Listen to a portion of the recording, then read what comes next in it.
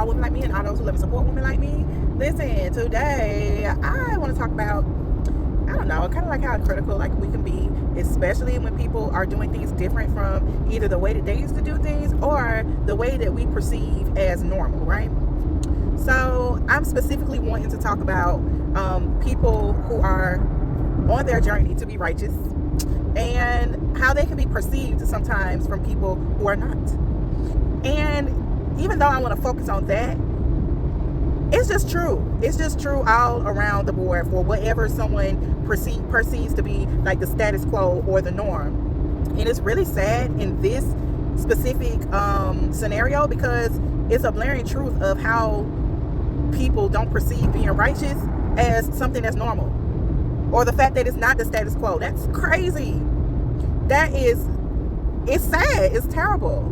But anyway, so I just want to throw some other examples out, okay, of how like when that's their reaction is to kind of like criticize or side eye or talk down on people who they don't view as doing things that are normal. I'm talking about positive stuff that is deemed positive, in nature, but since it's not normal or since it's not a part of their makeup or their qualities, that person wants to be critical of it or laugh or just say stuff as if it's not positive, like trying to make it seem like it's not what it is to make themselves feel better. And that's what it is. That's the gist of it. That comes out of insecurity. Okay, it is childish when people act like this, and this is how my story is gonna illustrate how childish it is. When you're a child and going through school, you might come in contact with a group of people or maybe just a person, okay, and think about bullies. Like, this is kind of like in the same vein of that, where just because you are a certain way, it gives them the right, the power, or whatever you want to call it. They think they have the green light to make you feel weird for being that way, even if it's something positive, even if it's something good or nice. So maybe it's the good or nice kid. Maybe it's the smart kid smarter than a lot of other kids. Maybe it's the kid that got sandy hair and green eyes and pale skin when everybody else don't. Flashbacks. Okay, but like, and I'm not even trying to say that I went through like what I described as like bullying or something like that, because it is not. Like, they could have just not said it, but they wouldn't not say it. They just call me white all the time, and these are my friends. Like I was saying, like, I'm not just trying to throw everything into a bully box. They weren't bullying me, but why y'all gotta call me white? Why y'all gotta call me white? That was something I would never tell my dad, because my dad was so pro-black. I think he would just had a cow if he knew that the kids was calling me white. And I'm not trying to say that being white is a bad thing, but I'm clearly not white. If you were a mouse and people was calling you a horse, you would be like, why are they calling me a horse? Can they stop calling me a horse? I'm not a horse. Like, it's just the fact. I'm not white. And they weren't saying it as a positive. They were saying it in a I'm picking on you type of thing. So, because they knew it wasn't true, but they chose to point it out as something that was odd. So I just use that as an example, but let's do something else. The kid who really, really likes dinosaurs. Well, is something wrong with dinosaurs? No. I mean, there's something that existed, and just like you can choose to like bats, or you can choose to like ponies or llamas like I do, or puppies, like this kid chooses to like dinosaurs. But since it's not something that's common and everybody's not doing it, they choose to point it out and say it's something bad or something's wrong with the child. Why would he like dinosaurs? People do these things all the time. If somebody chooses to dress in a way that's not, I guess, typical, like, I mean, it can go both ways. Some people are going to celebrate that, just like in any of these situations. Some people are going to celebrate it, but the problem is when the person doesn't celebrate it, they loud and they want other people to agree with them. And that's a problem, because you bring a negative energy onto somebody for what? Because you feel insecure about something. A lot of times the thing is, it holds a mirror up to the person. So let's go back to my other examples. The kid that's smarter than everybody holds a mirror up to the others that are not as smart. And I won't even say that it's like there's some kind of meter, but we'll just say that in school, the higher performing kid, it can hold up a mirror to the kids that are not higher performing, because it brings on a comparison. And when people are not comfortable with what that comparison says about them, they want to make themselves feel better in the comparison. So they're going to act like something's wrong with the child that's high performing.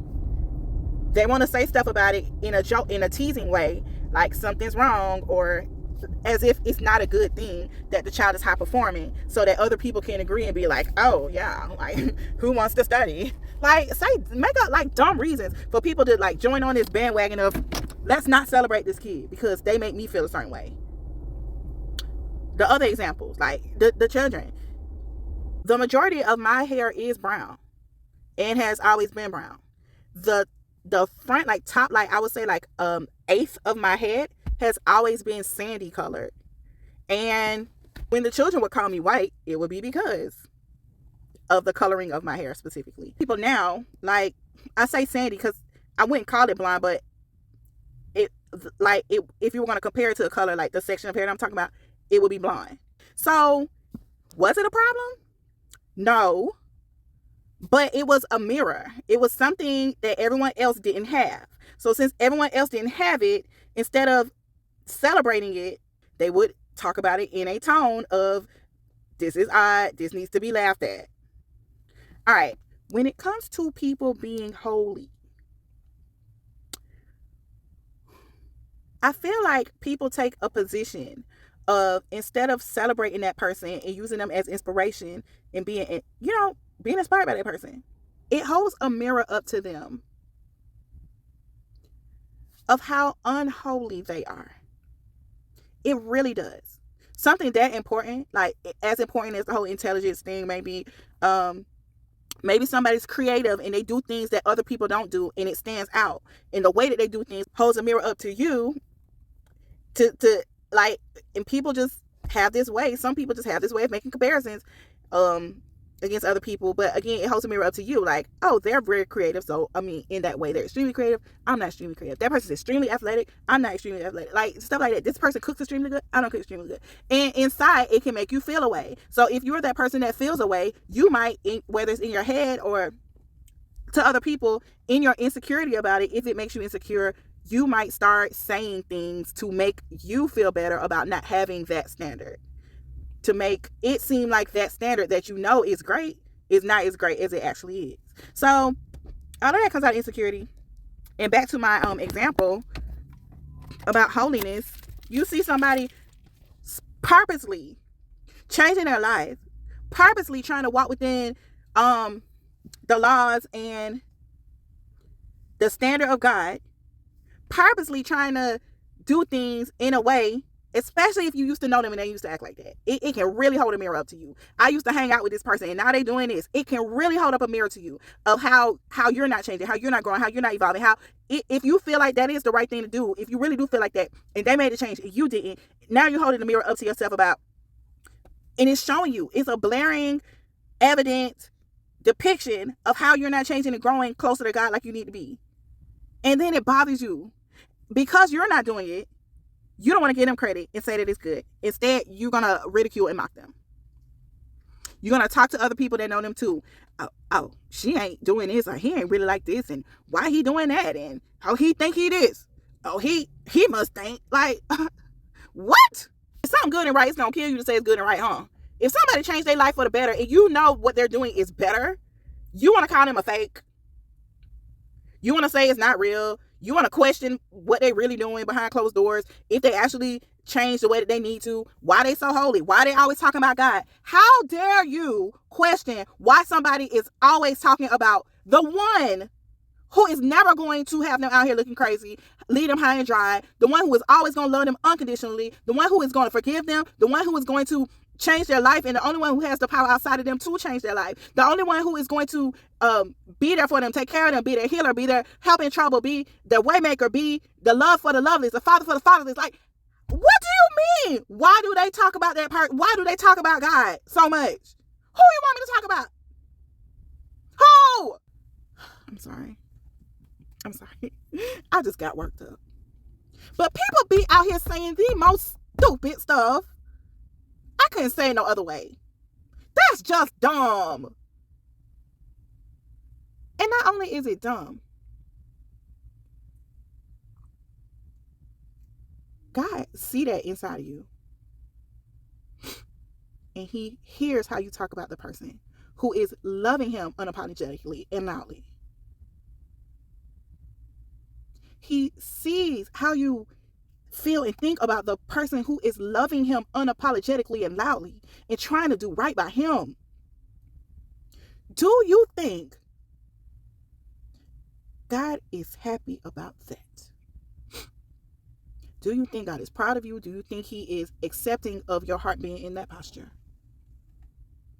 What do you think he feels about you seeing that? That is how you feel about someone who is doing nothing but loving him and trying to walk up to his standard. Not only that, as bad as you are viewing that person, the only person opinion that matters is God. Do you think he's viewing that person in that same way?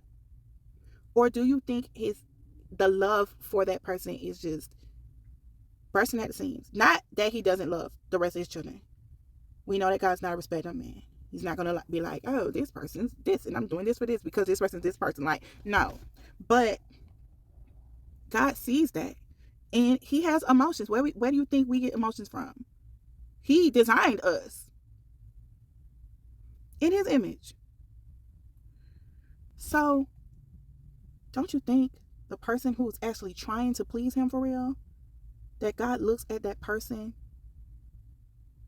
and it's just like, wow, this person really loves me? While this person only acknowledged me when their life is in shambles. Or this person only acknowledges me when they go to church once every 5 months. This person only acknowledges me to see that I can cover them before they go to sleep. Like, y'all gotta be for real. If you have ever criticized somebody for loving God out loud, unapologetically, repent. That's all I got. Stop criticizing people for being positive. That's crazy.